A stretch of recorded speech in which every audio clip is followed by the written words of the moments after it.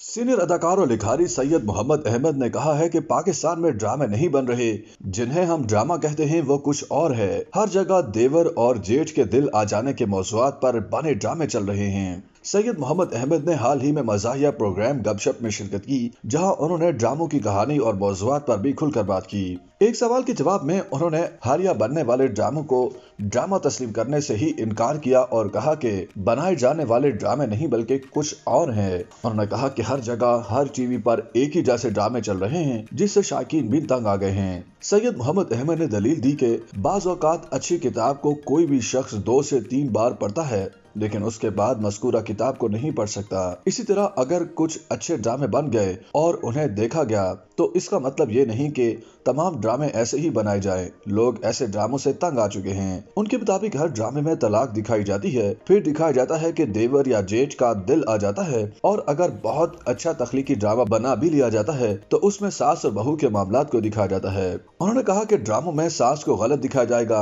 और फिर जुल्म और तशद्दुद करने वाले शौहर को भी शामिल कर लिया जाएगा, और इसी तरह के मौज़ूआत पर तमाम ड्रामे बनाए जा रहे हैं। उन्होंने इस बात से भी इख्तलाफ किया कि शायकीन दूसरे मौज़ूआत या कहानियों पर ड्रामे देखना पसंद नहीं करते। सैयद मोहम्मद अहमद ने मिसाल दी कि हाल ही में काबली पुलाव समेत दूसरे ड्रामे भी काफी पसंद किए गए जो कि रवायती मौज़ूआत पर नहीं थे।